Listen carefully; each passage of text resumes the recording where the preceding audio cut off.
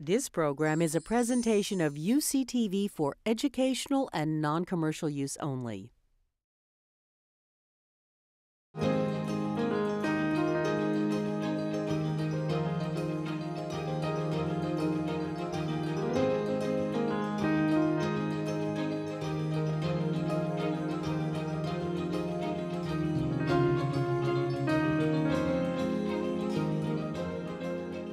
Welcome to this follow-up panel discussion of Joyce Carol Oates' Avenali lecture of last evening. The title of the lecture, you may remember, is The Writer's Secret Life, Rejection, Woundedness, Inspiration. We had no idea it was all so funny. I'm very happy to introduce the panelists who will be offering some comments in response to the talk, following which we'll ask Joyce if she wishes to respond back, and then we'll turn things over to your questions and comments. The panelists and the order in which they will respond are Dorothy Hale, Professor of English here at Berkeley, the author of Social Formalism, the Novel in Theory from Henry James to the Present, and also the editor of the monumental anthology, The Novel and Anthology of Criticism and Theory, 1900 to 2000, that was published by Blackwell in 2006, and currently working on a project relating the novel and ethics. I believe the working title is Novelistic Aesthetics and the New Ethics. Then novelist Vikram Chandra, senior lecturer in English, and author of many very well-received novels, including Sacred Games, Love and Longing in Bombay, and Red Earth and Pouring Rain. Writer, editor, and founder of the Threepenny Review, Wendy Lesser, is the author of some 9 books, including His Other Half, Men Looking at Women Through Art, Pictures at an Execution, one of my favorite titles, a novel, The Pagoda in the Garden, and very, very soon to be released, Music for Silenced Voices, Shostakovich and his 15 quartets. So I'd like to welcome the panelists, thank them for being here, and invite Dorothy Hale to start things off. I was just told that I had permission to refer to Ms. Oates as Joyce. I think I'll continue to refer as Ms. Oates as I've written it for reasons I think will become apparent, I hope, as I discuss my response to the talk last night. It's an issue of address and intimacy. I want to say, first of all, how much I enjoyed the talk last night, and to confess that the key terms in the title of the lecture, rejection and woundedness, had not led me to anticipate that I would laugh so much.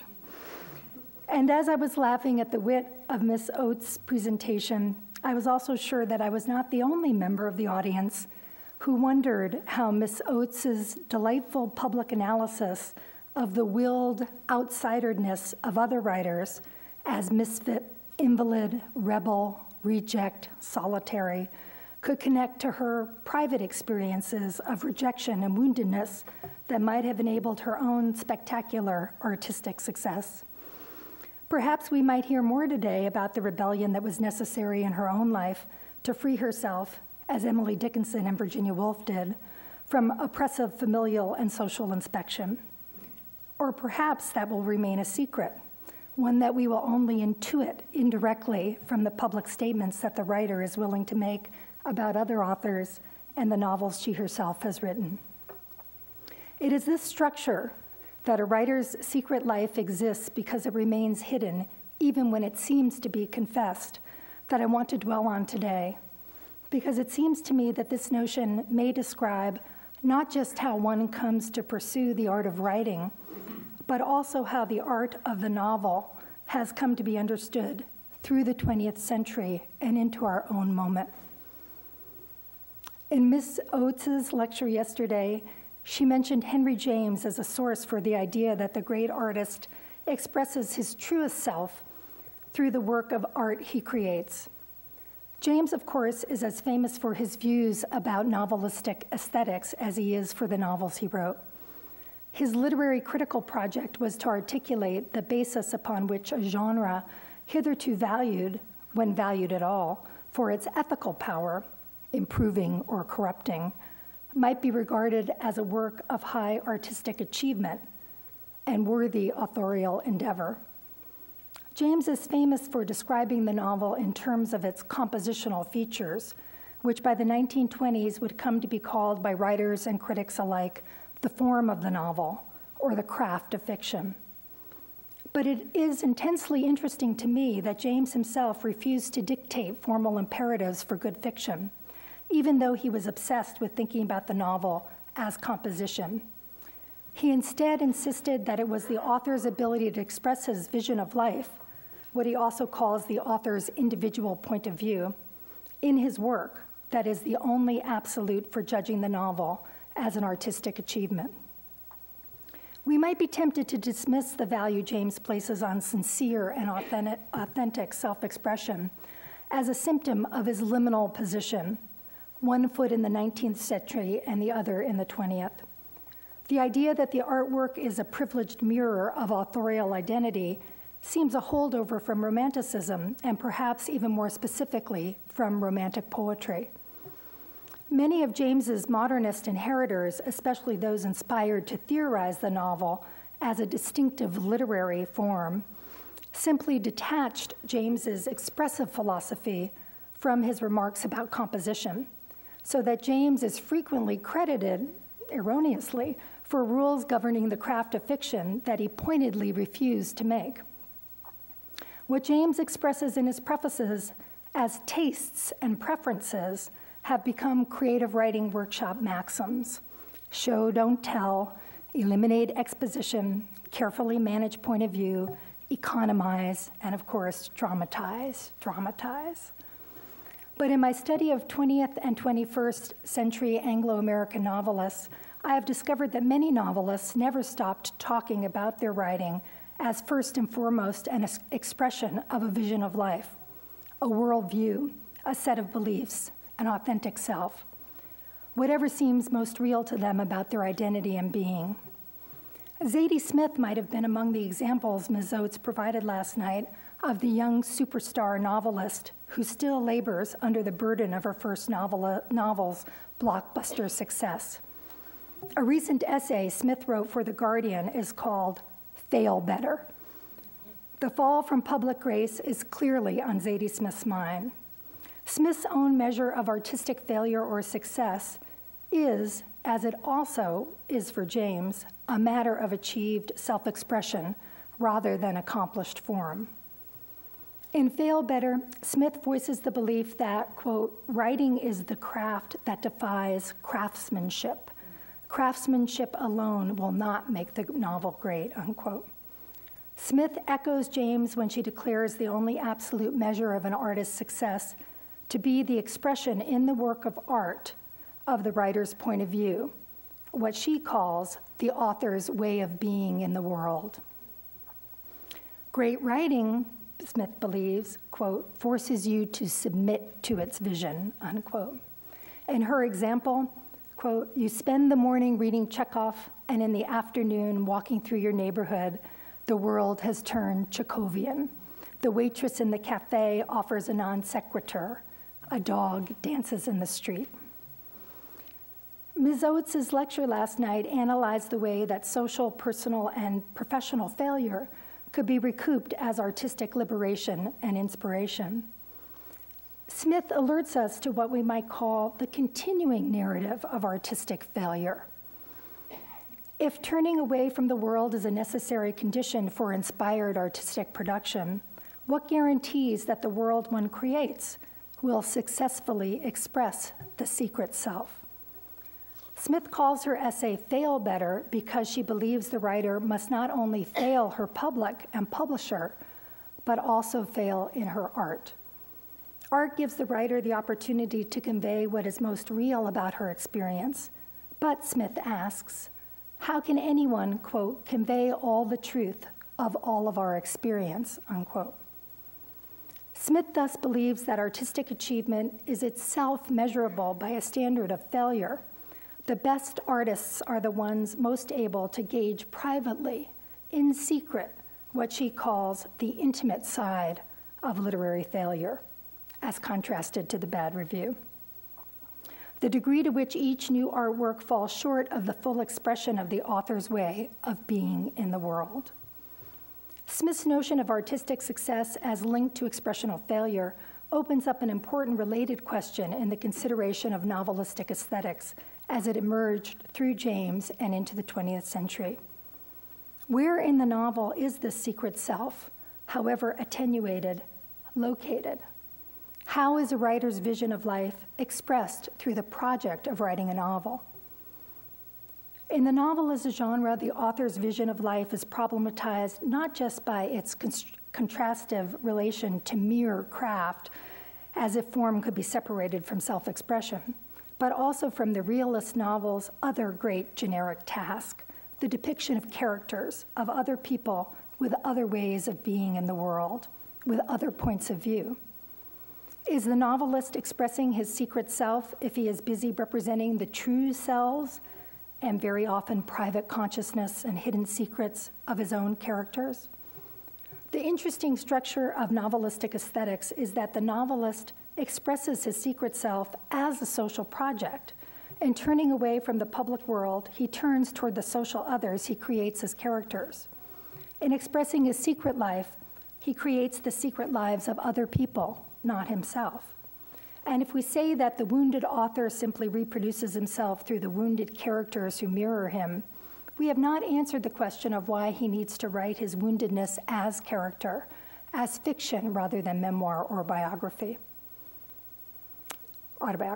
The expression of the author's secret life through fiction has developed in the 20th century not so much as substance, but as evanescence. Virginia Woolf may have been freed as a writer by the death of her father and the removal thereby of his patriarchal pressure. But when we turn to Woolf's fiction, where do we find the hidden self that could at last be expressed? Where does that vision of life reside? In her essay, Women in Fiction, Woolf famously criticizes Charlotte Bronte and George Eliot for expressing, quote, not merely the writer's character, but the, quote, presence of a woman, unquote. This position I find hard to reconcile with Woolf's feminism, except by understanding that in her mind, the art of the novel demanded a capacity for alterity, for otherness, that is not just a matter of artistic craft, but, to Woolf's mind, of personal character. The presence of a woman is detected by Woolf in Eliot's and Bronte's, quote, desire to plead a personal cause or to make characters the mouthpiece of some personal discontent or grievance, unquote. But if one's vision of life includes resentment of her sex and a desire to plead for its rights, why shouldn't such emotions and views be clearly expressed? The answer to this question lies in Woolf's equal allegiance to the novelistic value of characterological autonomy, and even more the projected independence of the novelist's created social world, as well as what she calls the perfect integrity of the work of art, which the artist has made come alive precisely through the invisibility that she has achieved in her self-expression. To the degree that the reader's attention is drawn to the author, to attributing opinions and emotions to Bronte or Eliot rather than to Jane or Dorothea, the illusion of characterological freedom is broken. Characters are no longer living, but seem mouthpieces for the author. The novel itself ceases to be a living thing. But what Miss Oates's lecture allows us to see as well is that to label opinions or emotions in a novel as belonging to the author is also for the author's secret life to lose its secretiveness. The only way a novel can seem living is through its elusive relation to the author. The secret life not quite revealed, the personal causes not quite expressed, the opinions difficult to locate. Those promises of intimacy animate the novel so it too can seem to live as art. In her powerful novel, We Were the Mulvaneys, Miss Oates attributes to Patrick Mulvaney a view about beauty that resonates, I think, with the argument I'm trying to make about novelistic aesthetics. The quote is, "Of course he knew beauty didn't exist. He hadn't known then, but he knew now. Beauty is a matter of perspective, subjectivity, cultural prejudice. You require a human eye, a human brain, a human vocabulary. In nature, there is nothing. Patrick then adds, still beauty gives comfort. Who knows why? Is this the belief offered to vivify the secret life of Patrick Mulvaney, aspiring scientist, PhD student at Cornell? Is it offered through Patrick as Joyce Carol Oates' view of beauty? These questions about the novel's perspectivalism and the perspectivalism of beauty itself seem to me to get at the heart of the complicated aesthetics that have developed around the novel. The novel asks us at every moment, to what human does this I belong? Which human brain? What human vocabulary? Author, narrator, character, woman, man, gay, straight, American, South African, European, educated, uneducated, rich, poor, middle class. The inherent perspectivalism of the modern novel is a testament to the impossibility of any objective standard of aesthetic beauty, and would seem to outlaw beauty wholly as a standard of artistic evaluation and judging any artwork, let alone the novel itself. The novel as a genre teaches us to ask, beautiful to whom? William Faulkner describes in an early introduction to The Sound and the Fury the day that he, quote, shut a door between himself and the publishers, addresses, and book lists. With this act of rebellion, he became the psychic outlaw Miss Oates described last night. He was free to write a book for himself, a work of art that would match his true vision of life, however alienated this might be from public norms. This rebellion does indeed bring inspiration to Faulkner, and what interests me in his retrospective description of that transformational moment is how the freedom for self-expression generates, as an artistic goal, not the creation of an artwork that is the perfect mirror of his hidden self, but an artwork that out of his hidden self will seem to bring forth new autonomies that exist apart from himself. Quote, this is Faulkner, I said to myself, now I can write. Now I can make myself a vase like that which the old Roman kept at his bedside and wore the rim slowly away with kissing it. So I, who never had a sister and was fated to lose my daughter in infancy, set out to make myself a beautiful, tragic little girl. The novelist's act of turning away from the social world unleashes a hidden self that seeks to create works of art in which the hidden self remains hidden enough so that it can seem wholly other to its author. The novel as a genre provides the beauty of alterity as a comfort to the necessary aloneness and subjectivism described by Ms. Oates in the passage I've quoted from the Mulvaneys. Through its fictive otherness, through its projected alterities. And the degree to which the novel as a mimetic and characterological form puts limits on authorial self-expression is also the degree to which the novel can seem to possess not just formal integrity, a vase rather than a text, but life itself. In what Ms. Oates last night called the beautiful quote from Ernest Hemingway, the artist bent upon authentic self-expression thus does not offer through the novel a vessel that brims with the knowable substance of the author's revealed true self, but a fictional world that brims with a promise of intimate self-revelation, which it always fails to deliver. Thank you. Thank you very much for those remarkably thoughtful comments. I realize that will be quite a challenge to bear all this in mind as we proceed through the other comments and remarks. But I think in the interest of time and for us to get a sense of the collective responses to the talk, we'll proceed as planned with the other panelists. So, Vikram. Okay, so as I listened raptly to Joyce, I'm going to call you Joyce, tell these stories about writers and their isolation and their wounds, I listened with sympathy and sometimes unwilling recognition. Listening to these narratives together, though, I think brought to my attention a pattern, a kind of rhyming among them. That is, each one of these stories was deeply and profoundly rooted in personal history. The writer's isolation, his or her sorrow, and rage can be traced back to family drama and the widespread but personally experienced oppressions of class or gender or race. And yet, in the moments when we hear these writers talking about what it is that they do within their process, how writing happens when it's happening well, we hear phrases like mystical trance. When Samuel Beckett says, "It all came together between the hand and the page," there is a curious removal of self, of that suffering, raging I. It's as if in the moment of making, there was somebody or something else doing the making. And I've been thinking about this a lot, but I've been hesitant to talk about this, except that towards the end of your talk, you talked about how we move into the territory of the spiritual and the uncharitable, which is what is giving me, it's prompting me to go on in this direction. So I've been reading recently, or attempting to read, pre-modern Indian literary criticism. This is a literary and critical tradition that we can trace back in a historiographical kind of way with actual texts and so forth for about 2,000 years.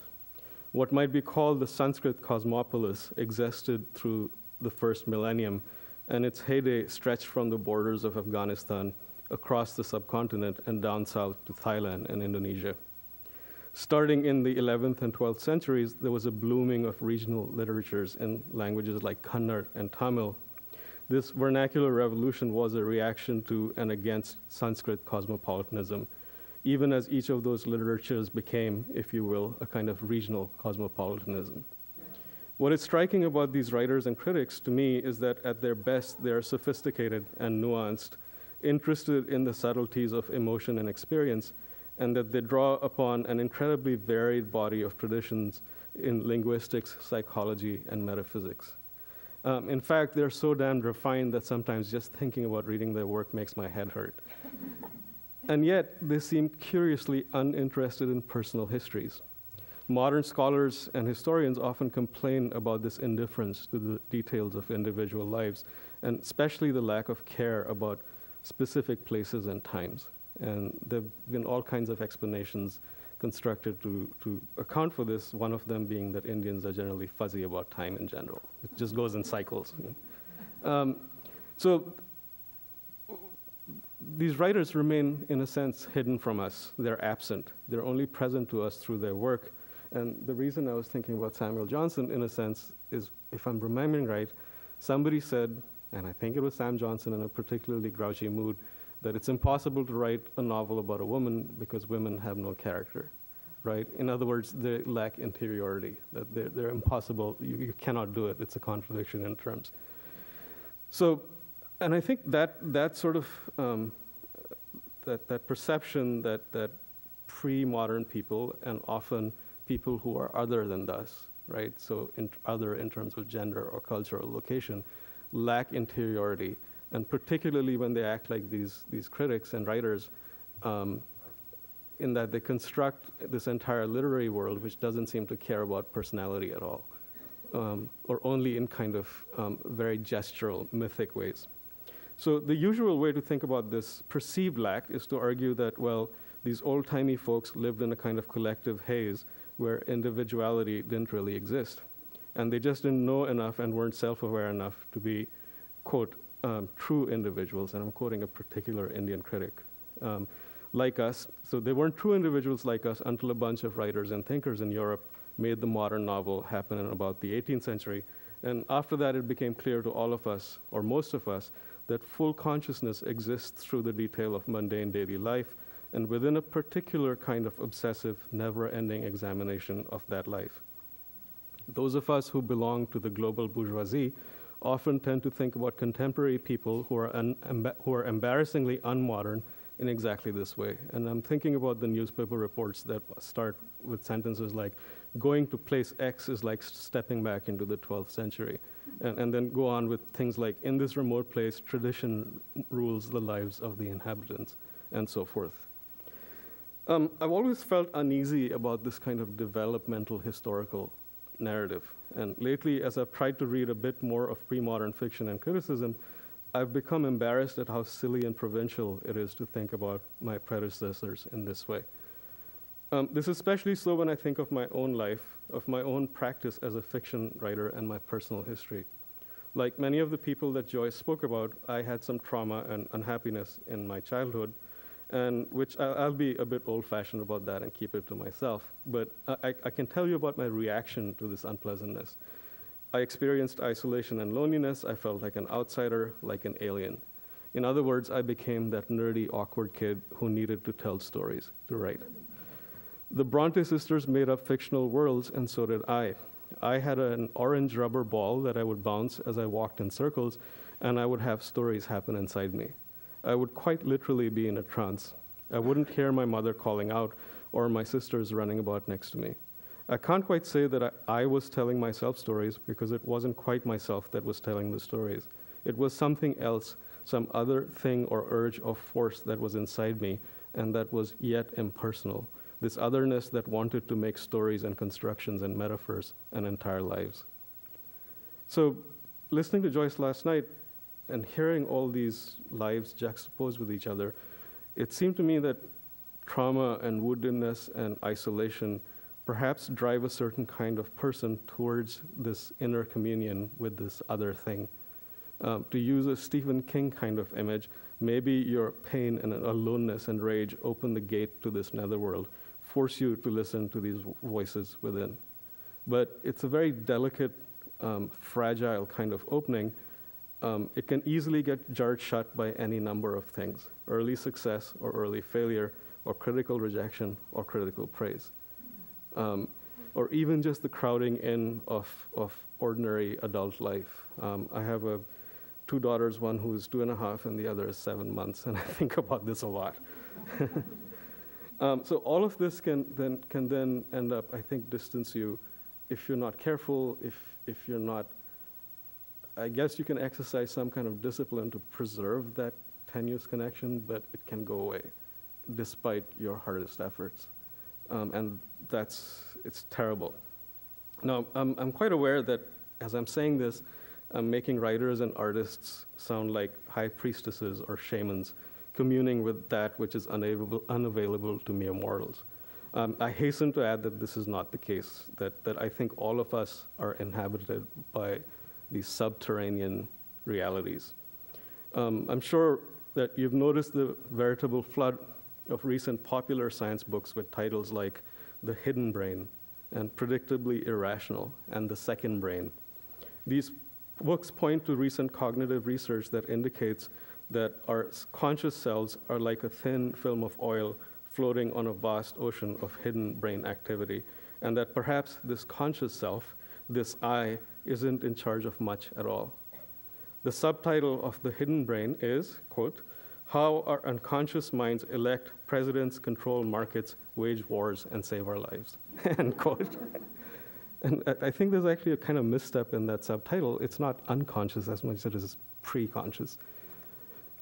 In fact, there's some research that shows that decisions, choices, are actually made much before the conscious mind actually becomes aware of them.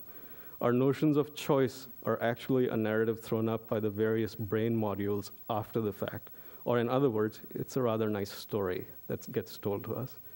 And I think the reason why these books are popular and why I read them with such fascination and interest is partly because they're kind of terrifying in a way, because we are so beholden in the modern world to the novelistic tradition of characters making choices in the world, right? And therefore the moral education of so-and-so who goes to the big city and undergoes much, but by the end is a improved and better person, right? So here in this scientific narrative now is calling into question all those notions of autonomy and selfhood and agency. And in relation to this, when I hear people like Zadie Smith talk about that, what I would ask her is, which self are you talking about that needs expression, I think, as you did? And also, are you sure you're in control, right? Or you can control that thing? I'm not so sure. I just want to end with giving you two kind of interesting provocations to think about. One is a brief look at Srinivas Ramanujan, who many of you will have heard of. He was a late 19th century, early 20th century Indian mathematician, but an Indian mathematician of kind of fantastic and otherworldly ability. And a very interesting history. His father was a clerk in a sari shop, and Ramanujan basically taught himself mathematics, and he had finished advanced trigonometry books by the time he was 11 and 12. He tried to go to college, but and this was after much begging for scholarships and so forth, but he only was interested in math, so he dropped out. And then worked as a clerk in a government office, and then started sending letters to people in Cambridge, mathematicians, saying, I know this, and I also know this. And most of them returned the letters without comment. G.W. Hardy, who was a prominent mathematician at the time, wrote back to him. And through their correspondence, he finally became convinced that Ramanujan was some sort of prodigy. So he brought Ramanujan to England, where Ramanujan was awarded an honorary BA, which was later turned into a PhD. But he didn't actually have a good time. He was stubbornly and kind of embarrassingly pre-modernly Indian. He was a Brahmin who was vegetarian, and when people asked him, how do you know these astonishing things, right? He had this habit of producing proofs without showing you any of the work that had brought him to that proof. When people asked him, how do you come to this? He would say, the goddess came and gave it to me. And the goddess he was referring to was his family deity, Namagiri. And this goddess thing, it's interesting to read about it in the biographies because it's usually mentioned, but it's glossed over. They skip over it really quickly. And it seems to me it's because it's kind of embarrassing, right? And you can't really deal with it. Hardy, in fact, after Ramanujan died at 32, really resented accounts of Ramanujan's religiosity. He thought that they were overstated and romanticized. And it seems to me that Hardy resisted this because in his conception of the self and rationality and logic, the goddess couldn't arrive and give you things, right? You actually had to create them. So that's one. The other is this morning, as I was thinking about this, I noticed I'm a kind of nerd, so I have all these blog feeds that I follow, and one of them pointed up to this interesting workshop that is coming up on February 28th, which I wish I could attend. The sponsor of this workshop is DARPA. DARPA, as in the guys who funded the Defense Department that funded the ARPANET, which later became the Internet. The workshop is called Stories, Neuroscience, and Experimental Technologies, Analysis and Decomposition of Narratives in Security Contexts. And the reason why this interested me so much is that I think there's the notion of the writer's autonomy and self-expression. I think also on the other end, as readers and critics, we tend to think that we are in control when we receive narratives, right? And in fact, I think much of the second half of the 20th century in terms of critical movements is devoted to this idea of, well, here's the story coming at us, but we can see its contradictions. We can deconstruct it. We can see its hidden agendas, right? And its fractures. But DARPA, why is DARPA interested in storytelling? Well, they tell us. I'm quoting now. Stories exert a powerful influence on human thoughts and behavior. They consolidate memory, shape emotions, cue heuristics and biases in judgment, influence in-group, out-group distinctions, and may affect the fundamental contents of personal identity. It comes as no surprise that these influences make stories highly relevant to vexing security challenges, such as radicalization, violent social mobilization, insurgency and terrorism, and conflict prevention and resolution. Therefore, understanding the role stories play in a security context is a matter of great import and some urgency, end quote. So I just want to leave you with this idea that if DARPA thinks that stories can actually influence people in these kind of large, massive ways, and in some sense overcome their autonomy, it might be something interesting to think about. Thanks. Thank you. Thank you. I encourage the panelists to be very capacious and broad-ranging in their remarks, and so I'm delighted to see that you've taken us from Sanskrit cosmopolitanism to DARPA. Wendy Lesser. Okay, so I find myself to be the victim of a cruel deception, possibly perpetrated by myself, but I thought last night as the three of us sat in a row listening to Joyce's wonderfully engaging talk, it was my impression that we had agreed that we were going to give informal comments today, mainly to pave the way for your questions and comments. So you can imagine my horror when I arrived today and see type on paper in front of my two colleagues. But I will persist in giving my informal comments, and I hope it will last as long as theirs did. I was particularly struck by Joyce's comments about two of the writers that she mentioned last night, and I thought I would talk about them in a context I had been thinking about already before I went to the talk. And that the two writers are Norman Mailer and Richard Ford, and the context is nonfiction and fiction. And the reason I thought of this is basically Joyce's own writing, which has been, of course, largely fiction, and that's what we mostly know her as. But this most recent book, this wonderful widow's memoir, is nonfiction. And there's a difference between the way in which you reveal the secret self to the extent it can be revealed, it seems to me, in nonfiction and fiction. I mean, you can end up telling me that I'm wrong about this in the end. And the reason I'm applying it to Norman Mailer and Richard Ford is they're not here and can't tell me I'm wrong about it. But, so Norman Mailer, although he was famous as a fiction writer, and that was his first fame, Naked and the Dead, and that's what he tried to be all his life and occasionally did well, to me was great as a nonfiction writer. And so the books of his that I really treasure are Advertisements for Myself, which Joyce mentioned last night, The Armies of the Night, which is a truly great book about the March on the Pentagon, and about many other things as well, and The Executioner's Song, which he called a novel, but it was in the nonfiction novel mode of Truman Capote's In Cold Blood, so I prefer to amalgamate it to fiction, and various of his essays, too, that appeared over the years. And Prisoner of Sex, also, which is a nonfiction work. And the thing about all these nonfiction works, which I don't think characterized his fiction, was that they were really funny at times. Not always, because Executioner's Song is about the death penalty, and Armies of the Night is about the war in Vietnam. You know, these are not funny subjects, but the books were quite funny often, and they were funniest when the main character and the object of the humor was Norman Mailer. He was the butt of the joke, almost always the intense butt of the joke. So it seems to me that in the comment he made when he was introducing Joyce's boxing book, where he said, "It's so good I thought I had written it myself," he may have pretended on some level to the audience that he didn't know why they were laughing afterwards. But the part of Norman Mailer that was funny, that is, whatever fueled his sense of humor, knew why he was funny and did it on purpose to be funny, as he repeatedly did in his books. So that, for instance, if you go to Armies of the Night, one of the most wonderful and classic scenes is the encounter between Norman Mailer. He refers to himself in the third person, in part because of the tradition of Henry Adams, who also refers to himself in the third person, and Mailer's picking up on that 19th century education of Henry Adams in his book.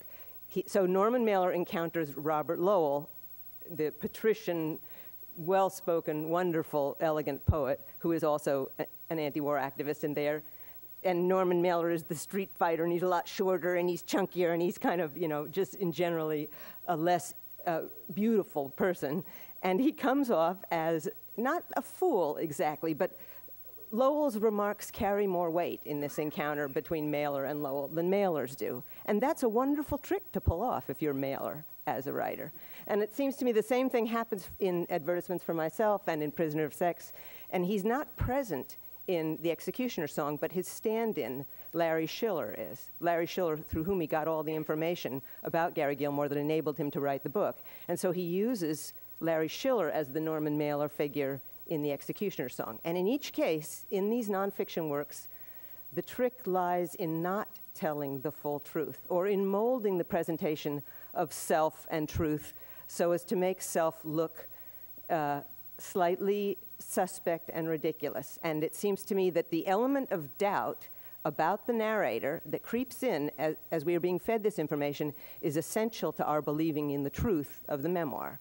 That is, doubt needs to go hand in hand with belief there for us to think that this person is telling us an important truth. Now let's go to the, and I'll say one more thing about Norman Mailer, which is that I knew him slightly, probably not as well as Joyce did, but toward the end of his life, I interviewed him a couple times on stage, and I had a few social encounters with him, and he was always charming and elegant when I saw him. He wasn't drunk and horrible and wife-stabbing. And one of the things he said on stage once, which ties in very much with what Dory and Vikram have said about the motivations of the writer, I asked him why none of his books talked about his own childhood, why he hadn't used that material in any way, in any of his works.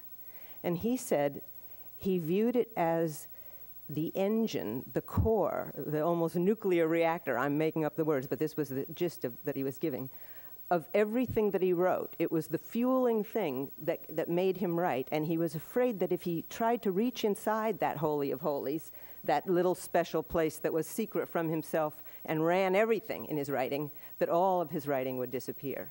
So he didn't touch it at all.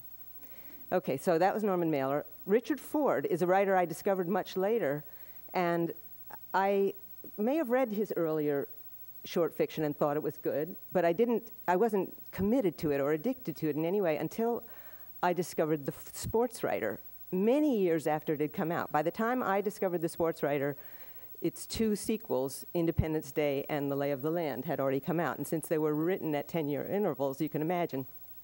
So we're saying 20 years after this book comes out, I read it. I was completely smitten.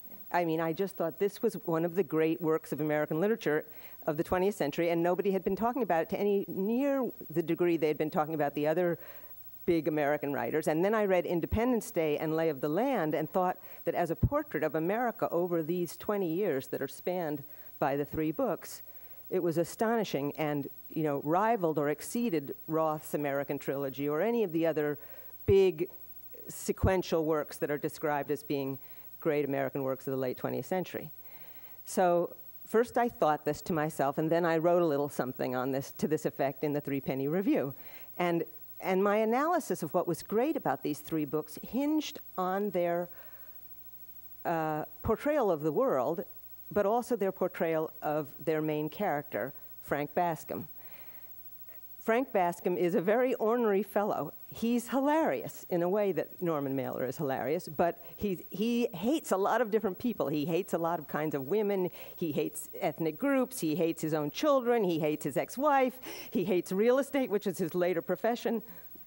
He hates New Jersey, which is where he lives. So there's a lot of amusing hatred emerging from Frank Bascom, but it seemed to me that there was a very interesting perspective on Frank Bascom taken by the novels, but never given to us in the way that it's given in nonfiction in the Norman Mailer books. You had to kind of see around Frank Bascom yourself. You had to kind of think, well, he is a twisted kind of guy. We're not supposed to be 100% behind him. We think he's funny, but we don't completely identify with him. Okay, so that's the gist of what I write about these three books. And then, since it was published in the Threepenny Review, I sent that issue to Richard Ford. And he writes back a very polite letter saying, you know, he's glad I like the book so much, et cetera, et cetera. His view of Frank Bascom and mine differ somewhat. He thinks we're supposed to identify with Frank Bascom. So I thought that was amusing, and you know, my fallback in all such cases is the D.H. Lawrence line from Studies in Classic American Literature, trust the tale, not the teller. In other words, you don't interview Shakespeare to find out how you should respond to Cleopatra or Othello or Shylock. He would just say, oh, it's a really meaty part or something. Nothing useful to you. This is all, the response to the work of the literature is included in the centuries that follow it and is different for everybody and is no single thing. And so the author is not the final person that tells you what the work of literature is, but it's interesting and useful to hear what the author says if the author is alive. And it seemed to me that in some way the not knowing why Frank Bascom was such a successful character was part of what made these three works of Richard Ford's great. I mean, his not knowing, but maybe my not knowing as well. But also, it seems to me that in just the same way that I talked about Norman Mailer having to hold back certain facts, Vikram talking about having to hold back some of the wounds of the childhood, in nonfiction, we don't want to hear the whole story. But in fiction, we need to hear the truth, the whole truth, and nothing but the truth.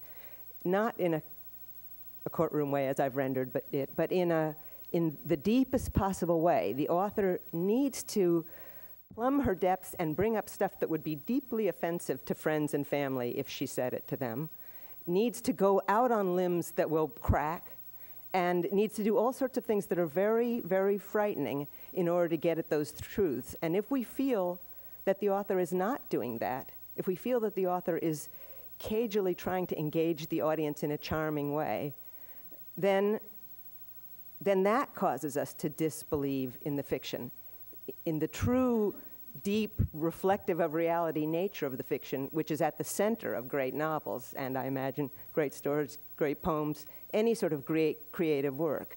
So you see the contradiction I'm trying to get at, that nonfiction shapes and withholds and uses rhetoric. Fiction uses something else that is much closer to a scalpel and that digs down and that really, lets blood and reveals.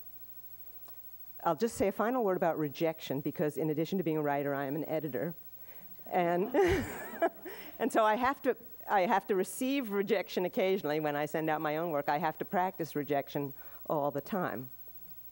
So it seems to me that the story that Joyce told last night about the cluster of Nobel Prize winners that all sent their work to the New Yorker after they got their Nobel Prizes and all got rejected, this is to the New Yorker's credit. That is, nobody, not even a Nobel Prize winner, writes good things every time they sit down to the page. And so if the New Yorker was willing to recognize this and say, we loved Humboldt's gift or whatever, but we don't love this particular story you've sent us, Mr. Bellow, that's pretty great on behalf of the New Yorker. I'm not sure I would have the courage to do that.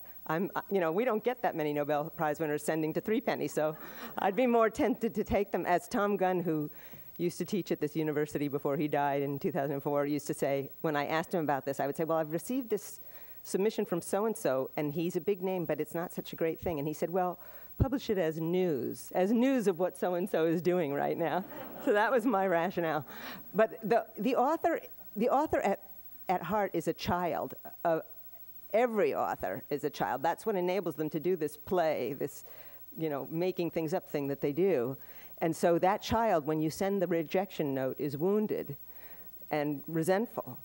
But the grown-up, who is the other side of the writer, as Henry James said in The Private Life, which I assume you were, both of you, in some way alluding to, Joyce and Dory, that is a wonderful short story which you should look up if you possibly can it's called The Private Life, and it's about a writer who goes to a house party like all characters in Henry James do, only this character is two characters. One sits up in the room and does the writing, and the other is down at dinner or out on the pastures walking with other people or commenting on The View, having chats with a politician, etc. There are two of them. The one's in the room and the other's outside the room. And somebody checks this out and verifies it, that there are two of them. So the writer that's out there at the dinner parties, he should restrain himself from being a crying baby about the rejection, and he should say to himself, pick yourself up, pull up your socks, I'm in business, let me go back and do it again, without, of course, fully rejecting that child inside who is fueling, as Norman Mailer said, all of his work. Okay, that's it. Thank you, Wendy. And thank you for helping us understand why fiction and nonfiction, in a certain sense, need each other. So I'd like to invite Joyce to respond to the responses. Or not. Or not. We can go right to questions, but I do see a page full of notes, marks. Well, I'm really so impressed and so thrilled by these papers. They're very different, and what Wendy's talk was very seemingly improvised, but it's very, very beautifully composed. So, I scarcely know how to begin. Dory's paper, of course, touches many, many issues that are of a theoretical and critical nature. We could spend a whole conference on the ideas that are cast up in this very interesting presentation. But I'm really not sure how I can respond. My own talk last night was more, not really a lecture, it was more like a rumination or a series of wonderments about the strangeness and I would say the haphazard nature of the creative process, and even more so the haphazard nature of success and how something's received by an audience at a certain time. So that is somewhat antithetical to the idea of there being a critical theory. I think that people are very different, and maybe, well, Vikram was touching upon a sort of transpersonal or collective urge to write, which I think is also true. Now, a species is compelled to do certain things. One of them is to memorialize the past, and that has given us beautiful works of art, but also religious vendettas, and none of these things are, I think, without moral ambiguity. But we have some sort of compulsion or obligation to memorialize the past of our ancestors or our tribe, our nation, our language group, or whatever. And some people do this by way of art. Some people do it by way of history or philosophy. Some people do it by way of storytelling. And so storytelling turns into these great works of religious anthologies. I think of the Bible not as a religious work, of course, but rather an anthology of brilliant and sometimes less than brilliant, but strangely hallucinatory visions. You know, it's like a big anthology written over a period of many, many centuries. So that's the same sort of compulsion that we tell our stories. It's maybe the way why the birds sing and creatures do the things that they do. So we have this transpersonal impulse that we must deal with. Therefore, individuals are acting out of this impulse, but in very individual ways. So we're all very different. And someone who one day picked up Walker Percy, because I'm a good friend of Richard Ford's, and I know what spurred the sports writer. He started reading Walker Percy, the moviegoer, and he was bowled over by the voice, which is a wonderful voice, of Walker Percy. And that allowed him then to move away from a sort of Hemingway form. He had been very formed by Hemingway and very macho sort of writing. He was able to move away from that to this more relaxed, vernacular, rueful self-analysis and observing of the self that you get in Walker Percy. And then Richard read, of course, the great Rabbit Angstrom trilogy by John Updike, which is about this very flawed but representative Rabbit Angstrom. So those influences sort of go into Richard Ford writing the books that he wrote, and Richard would be absolutely, he would be very direct in attributing this. So Richard is a good example of somebody who, and Melville's another example. Melville was writing these very successful Tales of the South Seas, that were entertaining bestsellers. He could have done that the rest of his life and made a lot of money and been sort of the toast of society, let's say.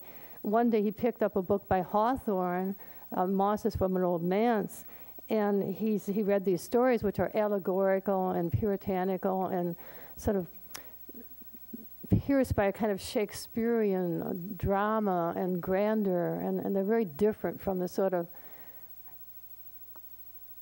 casual, amusing travel writing that Melville was doing. So he was sort of overwhelmed by the influence of Hawthorne. He had written a few pages, I don't know how many pages, maybe 100 pages or so of Moby Dick by that time. And this allowed him to recast Moby Dick to be a great epic novel with a lot of Shakespearean passages in it. So I guess I'm stressing that we all are driven by transpersonal or unconscious forces to tell stories. And some of us do other things. Many of us are scientists or explorers, where our species is just always restless and curious, and we're always doing something. We're not by nature a passive species, and so we're always doing something. We're not like the sloths who take a long, kind of wonderful time just to do a little movement. We were a very restless species. So even though we have this general compulsion to tell stories, we do it in different ways, and much of it, I think, is accidental. You know, you walk into a classroom one day and your teacher is just the perfect teacher for you. The teacher loves your work and inspires you and is very positive, gives you books to read, and you're often running, you know. Or you have a teacher who's censorious, who is not supportive. You have a parent who is supportive or not supportive. All these things, I think, are very accidental. And I love all stories about Norman Mailer. Like Wendy, I met him later in life when he wasn't so, he would already become quite famous, and I think, and didn't have to deal with these issues. But the boxing writing of Norman Mailer, the fight, you know, that's tremendous writing that Norman did, as somewhat small, aggressive, but not very physical person vis-a-vis Muhammad Ali. That brought out some of the very, very best writing anyone's ever written about boxing, and also Norman Mailer. So again, you have like Norman here and Muhammad Ali, this beautiful specimen of a heavyweight boxer. And that the dialectic between those two is just so, it's so wonderful. It allows for that wonderful, wonderful writing of the fight. So many people might have some questions. I certainly haven't begun to cover all the richness of these presentations. Maybe people from the audience. Thank you. So let's indeed turn to your questions. There'll be, as I said, microphones, one on either side. So just if you have a question, raise your hand and wait till the microphone reaches you. Thanks. I was hearing last night, listening to your talk, a lot of correspondences with your recent memoir, A Widow's Story, particularly that this talk shows up in that memoir. So I was hearing almost like a conversation between these two nonfiction texts, the memoir and then the talk. And I think there were certain tropes that I was hearing in both, one of which was the bed or the nest as a place of creative retreat or recuperation. And since I know you mentioned that you've been working on this talk for quite some time now, has it changed over time, or do you have any comments about the conversation between these two nonfiction pieces, the memoir you've recently published and this talk? Well, that's a very good question. I'm not even sure how to answer that. I don't really see myself with any kind of objectivity. I mean, if I see myself, it's like I'm transparent as a glass of water. I can't really see myself, and I tend to have this kind of maybe Dostoevskian or Freudian sense of the psychology of human beings, that we are the last people to know our motives, and we often know what we're doing. But the more recent things I added to the paper last night, some things I didn't have time to talk about. I wanted to talk about John Stuart Mill and how he had his breakdown when he was only 20 years old, which would be the age of many people who are undergraduates, you know, and how he restored his soul by reading Wordsworth and poetry, and how that seems so exciting and so interesting. But I didn't have time to talk about that. Then the other section that I added recently was Virginia Woolf. And I was kind of struck by that because I read so much of Virginia Woolf, and we all have read Virginia Woolf, and her diaries and her letters are so brilliant, and so I think even more interesting than her fiction. And I didn't really have time to talk about that either. And it just seems that our lives are very haphazard.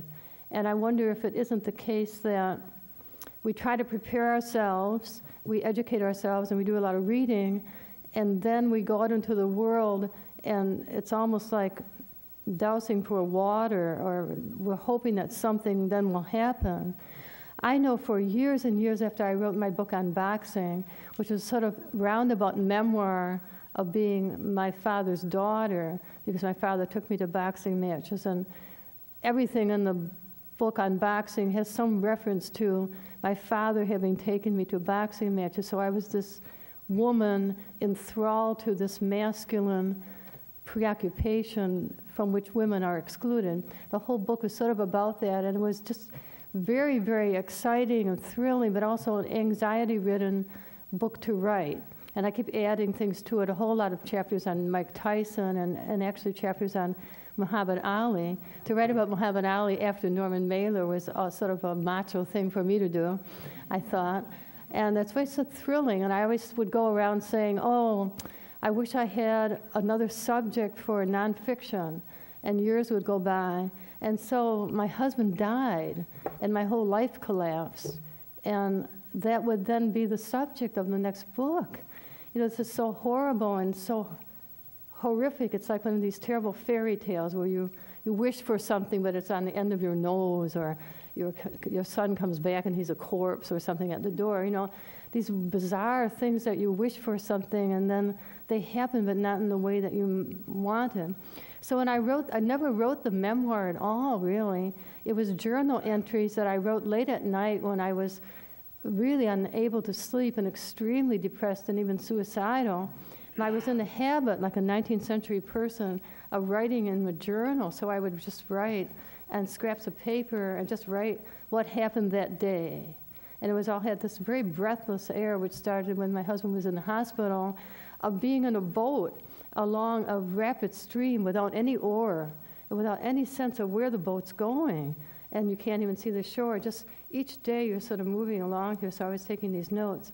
But then many, many, many, many weeks later, I mean months, a couple of years later, I took out the notes again, and then I composed what looks like a book, but it's sort of like the way Henry David Thoreau composed Walden, which is all little parts. If you read Walden, you'll see it's all a mosaic of brilliant passages of insights and images that he put together. He didn't sit down and write the book. That's not how Walden was written. So with the memoir, it's not even a memoir, it's more like a journal. It's like prose poetry or something like that.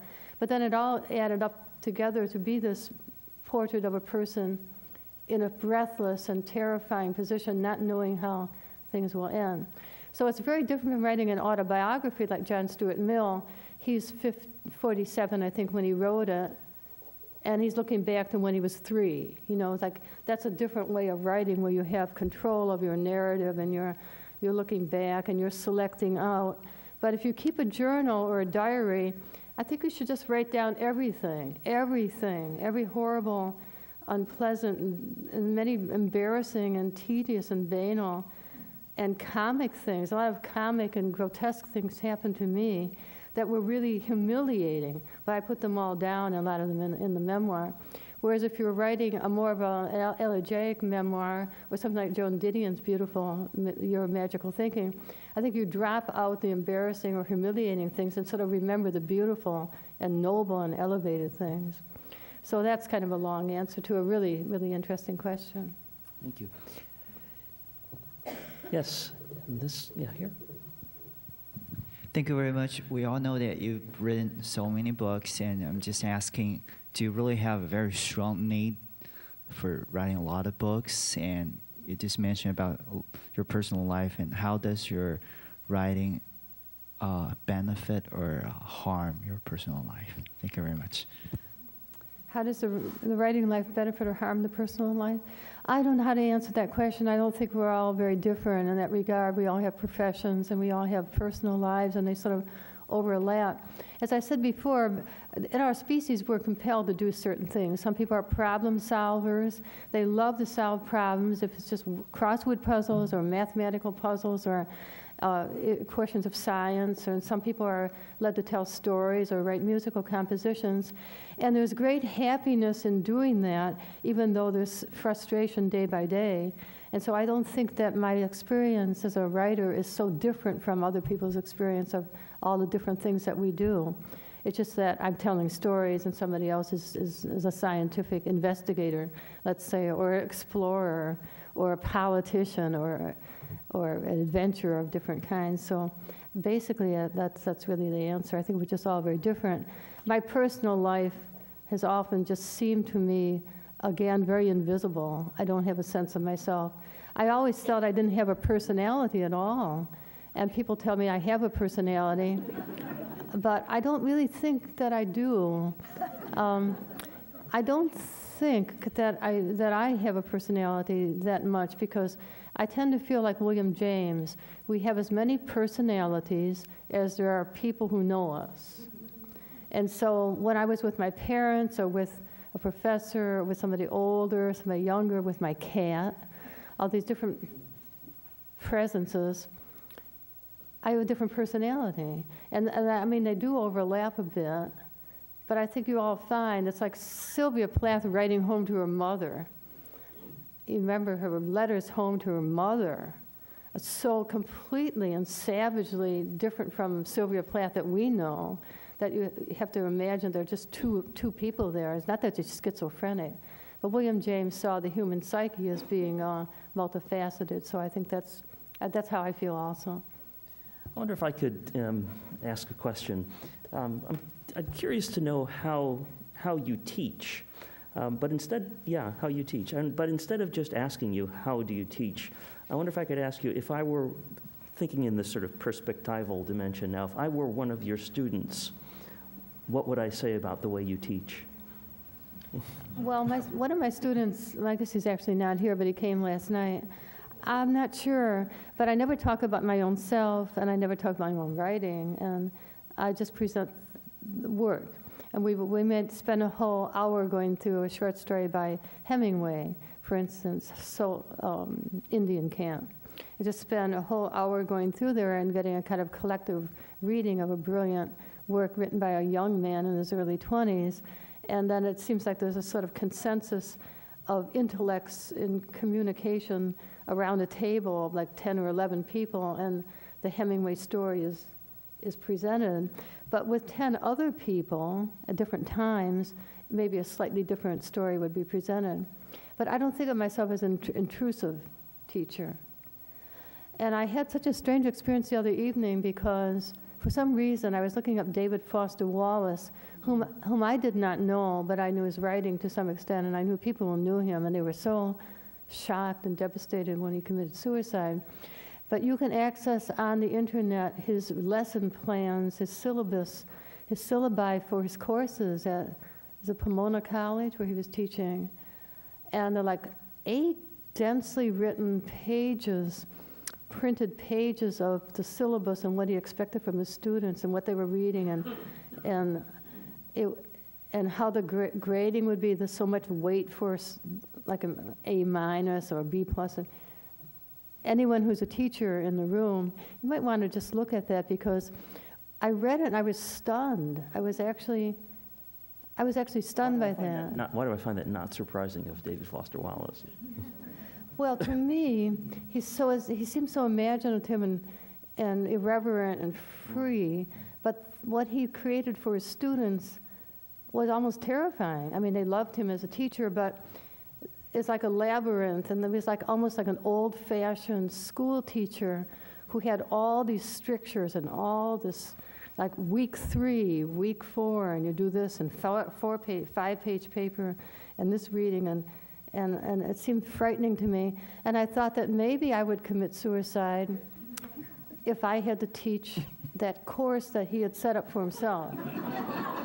And I know it sounds a little lunatic and silly, but I almost felt that way. You know, you have to get up in the morning and you think, oh my God, I have to do all the reading and everything that I made my students do. You think, I just can't do it. So I think it's just, so I was just shocked by that. So that's the kind of teaching I would say is exactly opposite. So it's the opposite of I want to walk in the room and be surprised. I want to surprise myself. I want the students to be writing things I didn't expect. I want them to say things about one another's work that's new. I don't want any way to have my students impose any thoughts upon them at all. And I don't even grade them, and that's the nicest thing. We don't have to grade in these courses at Princeton. They're pass or fail. So there's a lot of freedom. Now, to me, to be in the course with David Foster Wallace, though he's a wonderful person, I would find that like being in a straitjacket. I would have found it very, very constrictive, and also to be the teacher, I would have found it very, very unpleasant. Thank you. Question over here. Yeah. As someone who's edited quite a few collections of short stories, and including yours in the table of contents, I wonder if I were doing a new collection, which of your stories might you suggest be included if you take into consideration that, say, the first story that I put in the collection was Where Have You Been? Where are you going? Where have you been? And I think that, of course, is an often anthologized story and a landmark, piece of fiction for the time, the place that endures. So what would you say, if you were thinking especially from a woman's point of view or female character, plot, whatever, what would you maybe put in the table of contents now? Well, thank you. This speaker is Wendy Martin. And Wendy, are you chair of English department? Oh, wow, Vice Provost, is this Claremont College? Claremont, okay, a Vice Provost. This strikes fear in the hearts of faculty. Well, if you start off with that, then you're going with that particular story, which is about an adolescent girl that's been anthologized quite a bit and made into a movie, which was interesting in itself. Then probably a whole sequence of stories that kind of ricochet from that, and there are antithetical stories that relate to that, and stories about the same person who then is older. If it's a book for women, and many stories that take a person like that who does something different, or a story that has a different form to it. As I wrote that story really a long time ago, and it's one of those examples of a story that I couldn't write now because I write so much different. I write in a very different way now. I couldn't write that story any longer, which is sort of ironic. Now I'm really so interested in voices. I'm interested in idiosyncratic and unusual voices in literature, and rather than my own narrative voice. But when I wrote that story, it was my narrative voice that told the story. So I probably couldn't even write that story today. I'm struck still 15 years or so later after reading the book Blonde. And I found in that story all the horrific and amazing things I might have imagined myself of that particular character based on the life of Marilyn Monroe. And I'm wondering still today, fascinated by your own attraction to her life, her story, the horrific experiences she had in Hollywood, and what impelled you to do the depth of research that must have entailed. Well, your question just really makes me all thrilled and excited, because I remember I didn't have any thoughts about Marilyn Monroe or any interest in the celebrity famous actress at all, no interest at all. But one day I was in the library, and for some reason I saw this photograph of a girl. She was about 15, 16, 17 years old, and she had brown hair, and she had a little like flower hat or something. And she was very sweet looking. She was like a high school girl. And it was Norma Jean Baker. And I saw that picture, and I thought, oh, she reminds me of girls I went to grade school with in my country one-room schoolhouse. She reminds me of my own mother. There was something wistful about her. And I just came over me suddenly like a feeling of great excitement that this girl had no idea what was coming. She was just a girl. She didn't have a father. She didn't even have a mother. She was so poor. She had been in an orphanage in Los Angeles. She was in foster homes. Norma Jean Baker, at that time in her life, had no idea what was coming in just a few years. And I thought, what an American fairy tale. And I thought I would go back and write about that girl, and I would write about 180 pages of a postmodernist parable. It would end with her getting her magic name, and that would be Marilyn Monroe, because the name was given to her. It wasn't her choice.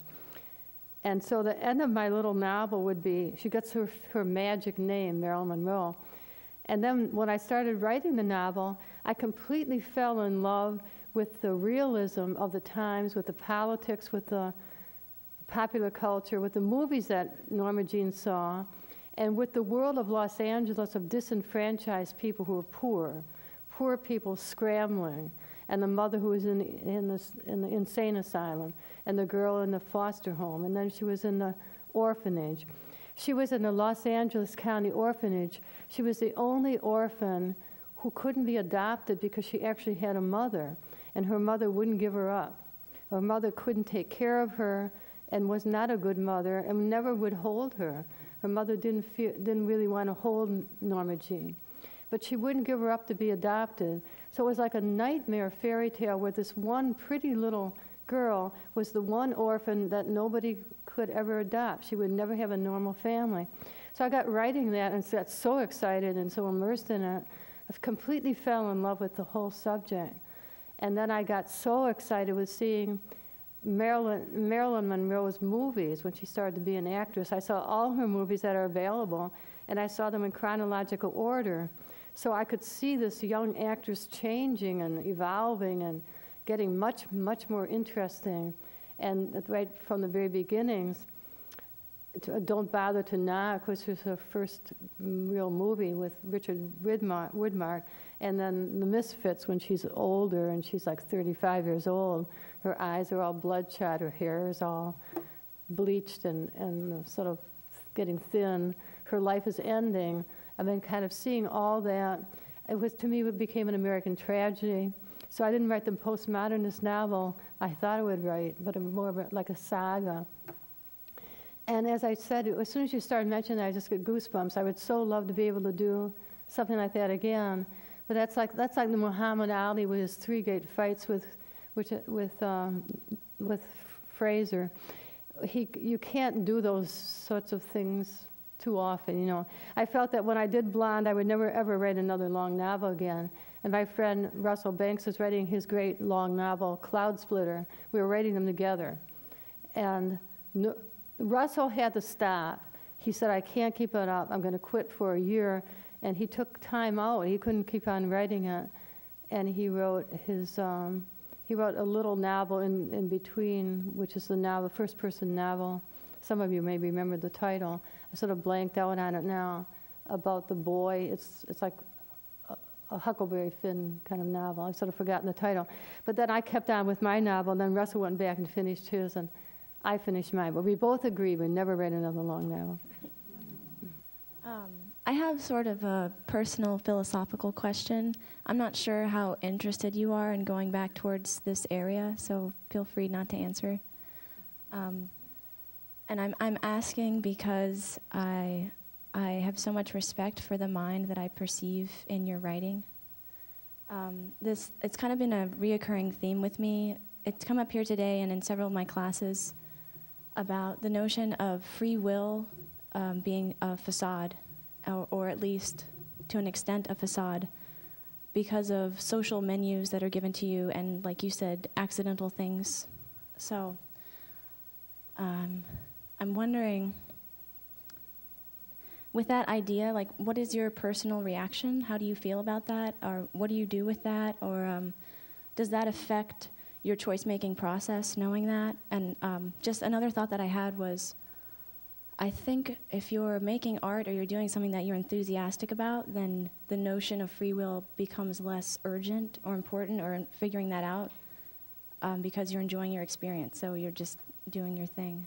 So that's what I'm curious about. Well, questions of free will and determinism are really impossible to answer, because it's almost just the definitions. You know, you can say we don't have free will really much because we have to eat dinner, we have to sleep. We don't have an autonomy as physical beings. There's certain things that we all have to do in common, and we have to use the English language. Most of us in the room, you know, we're using vocabulary that's given to us, so we don't have a lot of freedom. But on the other hand, I think there are these happy accidents. And if I were a different person, I would think about adventures of travel, of going to some place I'd never been. And when you get to the place where you're going, there will be a story or an adventure waiting for you.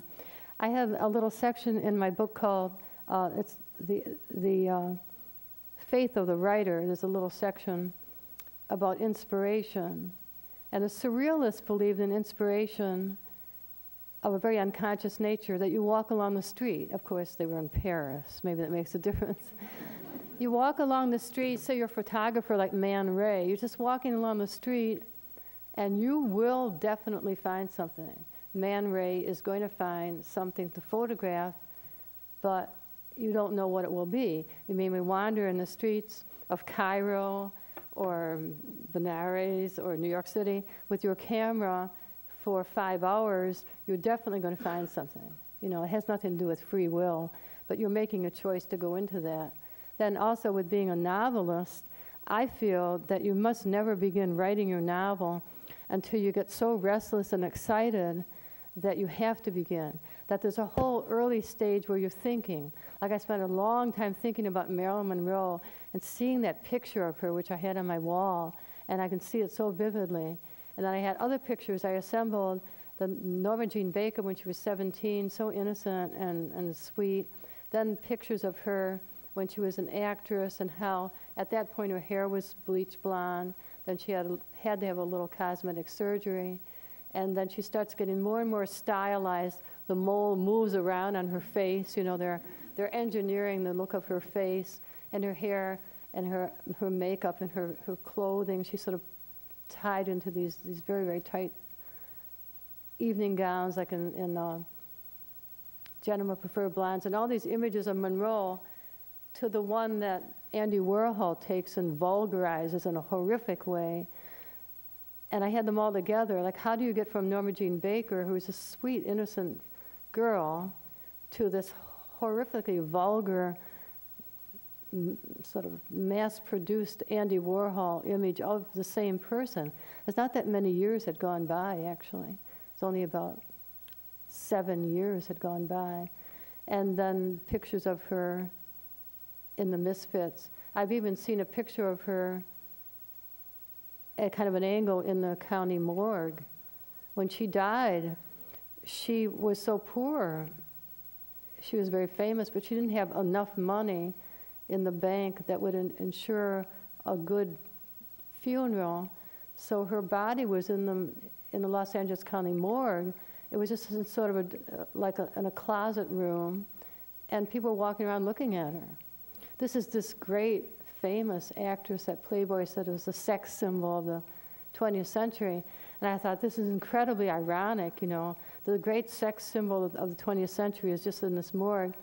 But who came forward to save her from that fate? Joe DiMaggio, the very man she'd only been married to for about 8 months. So all these stories sort of come, I think, not exactly haphazardly, but one thing leads to another. And I've always felt that if you're writing nonfiction rather than fiction, it's like you grab a rope and you just keep getting pulled. Like you go out somewhere, to Jasper, Wyoming, and you interview someone. Remember the Laramie Project? I don't know where they went. It was somewhere in Wyoming, I think.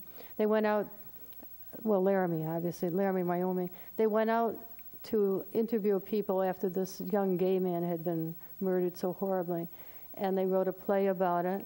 And all the interviews are just sort of, you know, what happened. I mean, they were real, and they were selected, but back in New York City or wherever the playwright was, they had no idea what they were going to encounter. So all these sort of fly in the face, I think, of being determined, that you do have a much more free will because accidents intervene. Can I just address that question a little, because it's a question that has mattered a lot to me in my life, and even more when I was at your age, I was obsessed with it. And I think that was because I was nurtured myself on 19th century novels. And the heart of the 19th century novel, as Vikram implied, is the notion of the character, the self-creating character who exerts some kind of thing, if not free will, then choice over her or his life. And it wasn't until later that I encountered writers like Chaucer, who vastly predates the 19th century novel and who doesn't care anything about these narratives of conclusion and learning. And, you know, I was sort of thrown off by other kinds of literature that didn't follow this pattern. But it seems to me still that it's quite important to think that we do make choices. And we can see in the world that some people have more choices than others. In other words, there may not be such a thing as absolute free will, but there's relative free will compared to what other people have. And certainly at other times of your life, you might have had less free will or more. You don't shape the whole course of your life, but you get to a point in it. And it's very important in Henry James, who's a very important novelist to me, these issue of choices and making the right choices or the wrong choices, and why do you make them. And it's very moving in Henry James when characters make the wrong choices. But then Henry James himself said in one of his latest novels, one of his last novels, The Ambassadors, he has a character say to another character, well, and if you have not had your life, what have you had? So at the end, there's an accumulation that's something that belongs to you. And it seems to me that this vision of the novel, that we have a choice and that we in some way shape our lives, is like a wish, just like dreams are wish fulfillment. And that doesn't mean they're false. It means it's the ultimate end of a process that we may be on the way to and we'll never get to, like compass directions. We never get to north or south or east or west, but we use them to go places. And I think this novelistic notion of the character that shapes her life and has free will is useful to us in that way. And it's a great question. Forgive me if someone's already answered this or asked this. Do you have a recommended reading list? And in other words, what do you, like Oprah, of course, comes to mind, but in other words, what would a Renaissance woman read, as compared to a Renaissance man? You might have a required reading list for Renaissance men. So anyway, you can respond to it as you like. Well, this could be for the whole panel. I recommended for what? Like, what are you going to do with the reading list? Well, I find it so exciting, and I don't find it at all depressing or disturbing, to think of the accidents in reading and how for Melville to just start reading Hawthorne that one day allowed him then to write Moby Dick. He wouldn't have written the Moby Dick, this great work. And that Richard Ford happened to read Walker Percy. Or William Faulkner happened to read Joseph Conrad and Flaubert. William Faulkner might have just been reading Southern novelists about the, pre-Civil War and that sort of thing. It would have been a very different William Faulkner, but he was reading Joseph Conrad, and he was reading Flaubert and some other people, and Henry James, and that all went into, like, this confluence all went into the making of William Faulkner and made him this great writer. So basically the recommended reading, I think, is just anything that anybody else has said is a classic, first of all. And the reading is voluminous and infinite. You can read forever. We could read ancient Indian literature. We could spend the rest of our lives learning the language and then reading it. We could read Chaucer and the medieval writers, and a lot of women now. Women medieval writers were not available when I was a student. So basically, I think there's no answer to that question.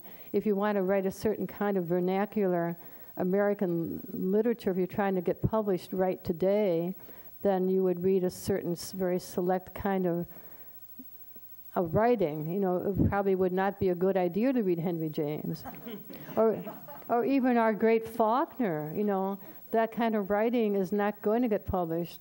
The sort of writing that gets published fast and easily and accessibly today is first-person narration that's memoirist, either a memoir or something that's like a memoir, or chick lit, or something that's easy reading. If you're going to try to write the great American novel, the way William Gass tried to write it, he wrote something called The Tunnel.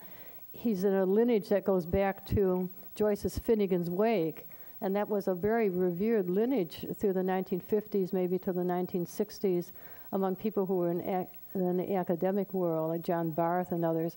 That lineage, and maybe Wendy could respond to this, or Dory, that lineage of the experimental writers of mid-century America, and Nabokov was an influential too, it's kind of died out. We have different lineage where Raymond Carver would be more important, or Ann Beatty, or Joan Didier, or someone. It's a different kind of writing that's descended from Hemingway and Mark Twain. It's much easier. It's an easier kind of vernacular today. And if you're writing in this high style, some of my friends are, it's harder to get published. They may be very good writers, then they do get published, but the books don't sell. So I want to thank Joyce Carol Oates, as well as the three panelists, Wendy Lesser, Vikram Chandra, and Dory Hale, and thank you for your questions.